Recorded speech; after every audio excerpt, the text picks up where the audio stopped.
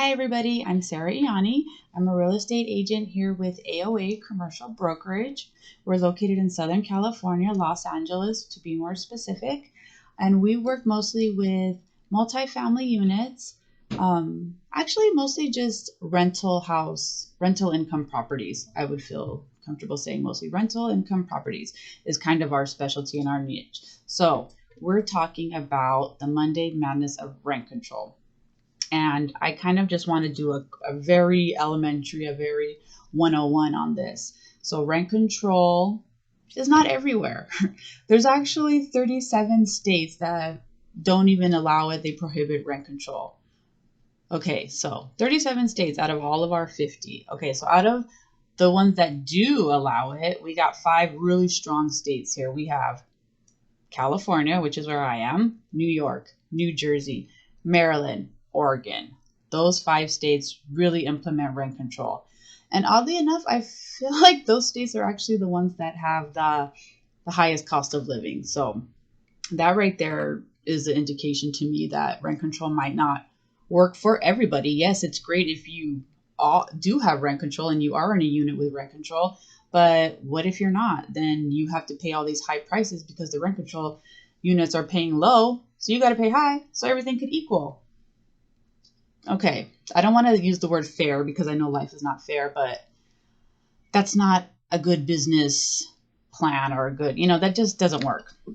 So rent control started, I would say, mostly in the 70s. It's kind of where it just began and never went away. And Oregon was the first state that started statewide rent control. California followed shortly after this year. So now, if you're in California, whether you were under a rent control municipality before or not, now you are because you're in California. So yeah, the rules are not as strict as some other like West Hollywood, Berkeley, San Francisco, Santa Monica.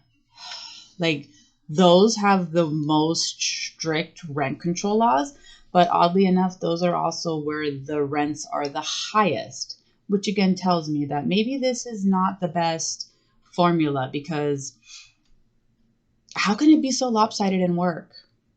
I don't get that. I think that if maybe you had somebody who was paying $1,000 of rent for a 1-bedroom, and then you have somebody paying $3,000 of rent for that exact same bedroom, 1-bedroom apartment. Why does this one have to pay so much more and then this one pays so less? Why don't we just get rid of this and then just kind of like even it out? Wow, even things will work out a little bit, I think rent control, my personal opinion, I think rent control hinders tenants who are, number one, not fortunate enough to be, stuck at that low rent. And I think it was created for a good reason. I like the idea of rent control for elderly people who have a fixed income and they're just not going to get a raise and they're just not going to get additional income. I love the idea that they will be set. You guys are good. Fair. I used the word that I didn't like, but I liked it in that instance, so I'm allowed to use it.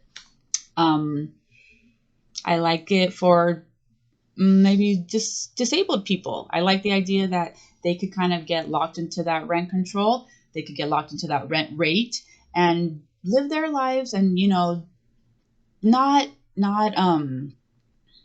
have to worry about the rent increase every single year. I think they have enough things to worry about. This is my opinion. I have so many notes about it. I kind of touched on all of them. So just real quick, rent control. If you have a certificate of occupancy from 1978, so as I was saying, if your building was built, well, not even if it was built, if you have a C of O from October 1st, 1978 and prior, you are in California, I'm talking about because that's where I am. You are under rent control, under those rent control laws. And now if you are just, not a single family home and not a condominium, not a townhouse, mobile homes are exempt as well. But now with this new statewide rent control, there's different rules, but now you are under some form of rent control. So that's California for you. And that's it. There's more and more coming. I mean, Prop 10 last year was trying to get rid of Costa-Hawkins. I'm sorry, in 2018 was trying to get rid of Costa-Hawkins, and